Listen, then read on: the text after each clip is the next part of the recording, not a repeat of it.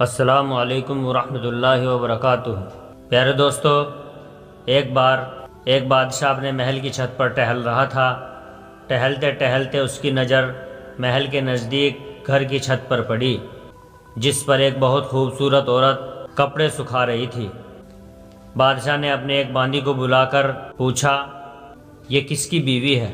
باندی نے کہا، بادشاہ سلامت، یہ ہے آپ کے غلام فیروز کی بیوی ہے۔ بادشاہ نیچے اترا۔ بادشاہ پر اس عورت کے حسن و جمال کا سحرا سا چھا گیا تھا۔ اس نے فیروز کو بلایا۔ فیروز حاضر ہوا تو بادشاہ نے اس سے کہا، فیروز، ہمارا ایک کام ہے، ہمارا یہ خط فلاں ملک کے بادشاہ کو دے آؤ اور اس کا جواب بھی ان سے لے آنا۔ فیروز اس خط کو لے کر گھر واپس آ گیا۔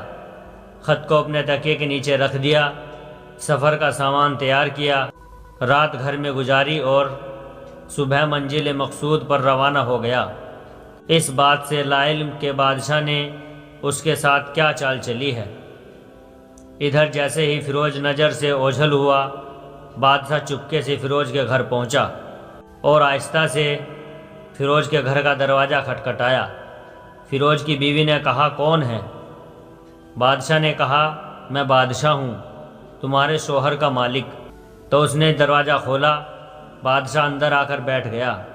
فیروز کی بیوی نے حیران ہو کر کہا، آج بادشاہ سلامت یہاں ہمارے غریب خانے میں؟ بادشاہ نے کہا، میں یہاں مہمان بن کر آیا ہوں۔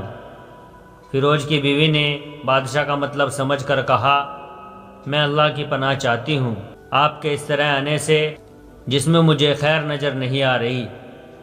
بادشاہ نے غصے میں کہا، اے لڑکی، کیا کہہ رہی ہو تم؟ شاید تم نے مجھے پہچانا نہیں، میں بادشاہ ہوں، تمہارے شوہر کا مالک۔ فیروز کی بیوی نے کہا، بادشاہ سلامت، میں جانتی ہوں کہ آپ ہی بادشاہ ہیں، لیکن بزرگ کہہ گئے ہیں کہ شیر کو اگرچہ جتنی ہی بھوک لگی ہو، وہ مردار تو نہیں کھانا شروع کر دیتا۔ اور کہا، بادشاہ سلامت، تم اس کٹورے میں پانی پینے آئے ہو جس میں تمہارے کتے نے پانی پیا ہے۔ بادشاہ اس عورت کی بات سے بڑا شرمسار ہوا اور اس کو چھوڑ کر واپس چلا گیا، لیکن اپنے چپل میں ہی بھول گیا۔ یہ سب تو بادشاہ کی طرف سے ہوا۔ اب فیروز کو آدھے راستے میں یاد آیا کہ جو خط بادشاہ نے اسے دیا تھا وہ تو گھر پر ہی چھوڑ آیا ہے۔ اس نے گھوڑے کو تیزی سے واپس موڑا اور اپنے گھر کی طرف لپکا۔ فیروز اپنے گھر پہنچا تو تکیے کے نیچے سے خط نکالتے وقت اس کی نظر پلنگ کے نیچے پڑے بادشاہ کے چپل پر پڑی، جو وہ جلدی میں بھول گیا تھا۔ فیروز کا سر چکرا کر رہ گیا اور وہ سمجھ گیا کہ بادشاہ نے اسے سفر پر صرف اس لیے بھیجا تاکہ وہ اپنا مطلب پورا کر لے۔ فیروز کسی کو کچھ بتائے بغیر چپ چاپ گھر سے نکلا۔ خط لے کر وہ چل پڑا اور کام ختم کرنے کے بعد بادشاہ کے پاس واپس آیا تو بادشاہ نے اسے انعام کے طور پر 100 دینار دیے۔ فیروز دینار لے کر بازار گیا اور عورتوں کے استعمال کے قیمتی کپڑے اور کچھ تحائف بھی خرید لیے۔ گھر پہنچ کر بیوی کو سلام کیا اور کہا، چلو تمہارے میکے چلتے ہیں۔ بیوی نے پوچھا، یہ کیا ہے؟ کہا، بادشاہ نے انعام دیا ہے اور میں چاہتا ہوں کہ تم یہ پہن کر اپنے گھر والوں کو بھی دکھاؤ۔ جیسے آپ چاہیں۔ بیوی تیار ہوئی اور اپنے والدین کے گھر اپنے شوہر کے ساتھ روانہ ہوئی۔ داماد اور بیٹی اور ان کے لائے گئے تحائف کو دیکھ کر وہ لوگ بہت خوش ہوئے۔ فیروز بیوی کو چھوڑ کر واپس آ گیا۔ 1 مہینہ گزرنے کے باوجود نہ بیوی کو پوچھا اور نہ اس کو واپس بلایا۔ پھر کچھ دن بعد اس کے سالے اس سے ملنے آئے اور اس نے کہا، آپ ہمیں اپنی بہن سے غصے اور ناراضگی کی وجہ بتائیں یا پھر ہم آپ کو قاضی کے سامنے پیش کریں گے۔ تو اس نے کہا، اگر تم چاہو تو کر لو، لیکن میرے ذمے اس کا ایسا کوئی حق باقی نہیں جو میں نے ادا نہ کیا ہو۔ وہ لوگ اپنا کیس قاضی کے پاس لے گئے تو قاضی نے فیروز کو بلایا۔ قاضی اس وقت بادشاہ کے پاس بیٹھا ہوا تھا۔ لڑکی کے بھائیوں نے کہا، اللہ بادشاہ سلامت اور قاضی صاحب کو صحیح سلامت رکھے۔ قاضی صاحب، ہم نے ایک سر سبز باغ، درخت پھلوں سے بھرے ہوئے اور ساتھ میں میٹھے پانی کا کنواں اس شخص کے حوالے میں دیا تو اس شخص نے ہمارا باغ اجاڑ دیا، سارے پھل کھا لیے، درخت کاٹ لیے اور کنویں کو خراب کر کے بند کر دیا۔ قاضی نے فیروز کی طرف متوجہ ہو کر پوچھا، تو لڑکے تم کیا کہتے ہو اس بارے میں؟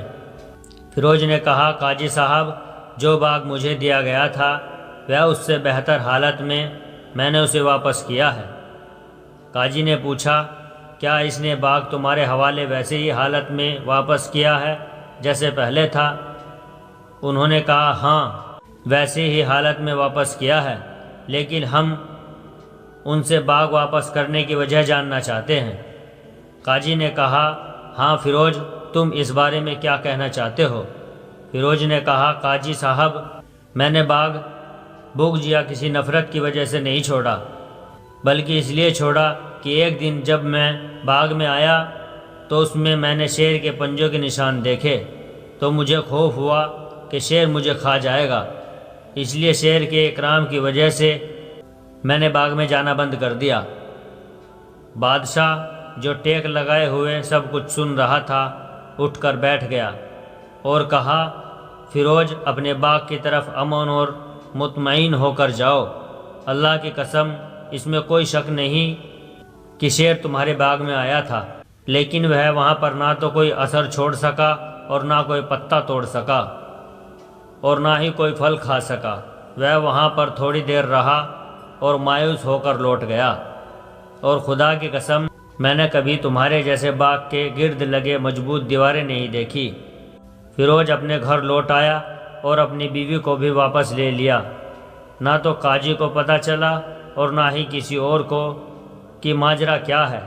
کیا خوب بہتر ہے اپنے اہل و عیال کے راز کو چھپانا کہ لوگوں کو پتہ نہ چلے، اپنے گھروں کے بھید کسی پر ظاہر نہ ہونے دیں۔ اللہ تعالی ہمارے گھروں کی حفاظت فرمائے، آمین۔ پیارے دوستو، ویڈیو اگر اچھی لگی ہو تو ویڈیو کو لائک اور شیئر کریں، اور ہمارے چینل اسلام میں نور کو ضرور سبسکرائب کر لیں۔ السلام علیکم ورحمۃ اللہ وبرکاتہ۔